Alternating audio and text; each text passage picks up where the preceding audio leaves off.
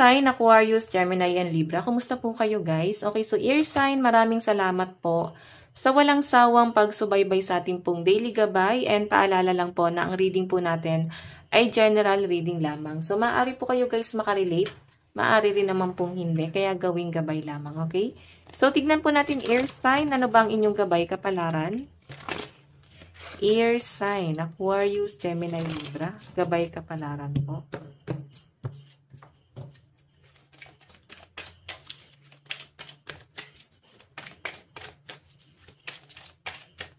Okay, so guys, meron tayong Wheel of Fortune.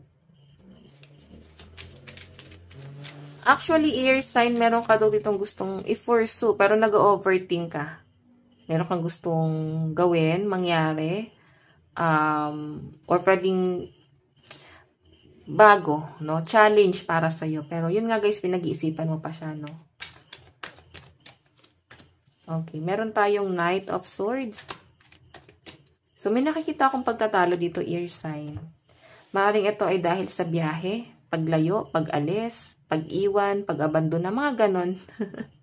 So, ito guys ay patungkol sa biyahe or pwedeng dahil sa, pwedeng yung nakakalitan mo is nasa malayo. Seven of Swords, kinat mo na yung connection mo sa mga taong to. Kasi hindi naman sila guys nakakatulong sa inyo. Nahihirapan kang hilahin yung sarili mo pataas. Knight of Swords guys is para bang ayan, nagiging matalino ka na kasi. Marami ka nang na-realize, no? So, nakikita ko rito, guys, Seven of Swords. Bigat na bigat ka sa mga nangyayari sa buhay mo ngayon. Actually, yung iba sa inyo, focus ka talaga sa kung ano yung ginagawa mo.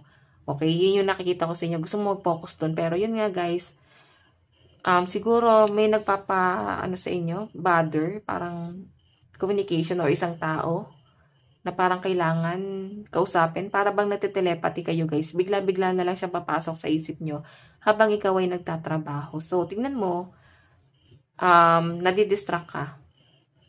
Okay, so titignan po natin additional message. So guys, ang lucky number mo is 10, 7, and 7. Ayan, 10, 7, 10, 7, 7. Additional message po.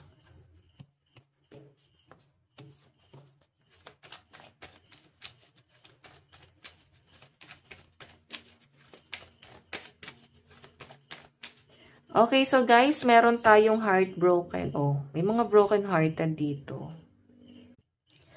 Okay, so ayan guys, relax lang kayo, no? Sa mga broken-hearted dito, nakikita ko na ini-stalk ka ng person mo. Okay, iniisip-isip ka rin nito, ayan, no? Diba? Iniisip-isip ka rin niya. Nahihirapan din siya sa nangyayari sa inyo. Meron po tayong heart with the key. So, I think marami din guys nakapaligid sa'yo. Ayan. So, air sign, nakikita ko dito na parang hoping pa itong taong to na magkikita pa kayo. Okay, actually, ikaw nasasaktan ka, siya ganun din. So, ano nangyayari sa inyo? Parang pinahihirapan nyo po yung sarili nyo. Parehas kayo actually. Siguro meron lang talaga mabigat na nangyari dito. Okay? So, may nakikita rin ako dito guys na may nagkakagusto daw po sa inyo. Pero siguro hindi mo naman ito pinapansin or dahil hindi ka interesado sa taong to. Kaya, hindi siya ganun guys kapansin-pansin sa buhay mo. Okay? Kasi, nasasaktan ka sa ibang tao eh. Okay? So, iba sa inyo guys, may nakakita ako rito na para bang nahihilig sa sugal or parang gusto niyang pasukin yung sugal. So, I think pag-iisipan nyo yan guys. Okay? Kasi, di ba yung iba, ang dami nang nagsusugal. So, ingat na lang kayo guys, no? Huwag kayo masyadong attached po sa sugal. Hindi yan nakakabuti talaga. Okay lang naman, pero wag naman guys sa sobra, no? Yung tipong ginawa nyo lang guys libangan, pero wag naman guys gawing addiction. Okay? Ayan, yung iba sa inyo, maaaring meron kayong mabigat na problema. Hindi guys ito patungkol sa love life. So, sa ibang bagay siguro na maaaring nahihirapan kang para bang i-overcome. Okay? So, tignan natin pagdating sa love life mo. Love life po ni air sign. Meron tayong Queen of Swords. Meron tayong Ten of Pentacles.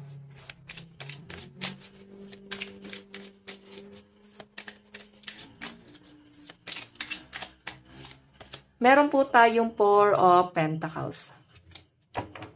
So guys, sa pinapakita sa akin dito, pagdating sa love life mo, siguro,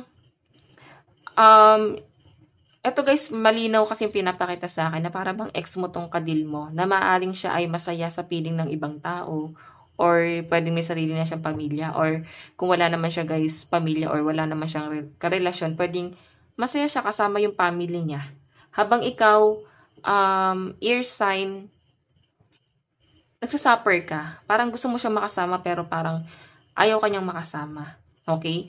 Siguro guys, dumating sa point na kinailangan niya yung tulong mo, pero yun nga guys, patungkol sa pera. Okay? Para bang hiningan ka ba niya ng pera or hiningan ka niya ng tulong? Nung panahong masaya siya, hindi ka niya guys naalala. Ngayong nalulungkot siya, parang ikaw yung nakikita niya guys na maaaring tumulong sa kanya rito.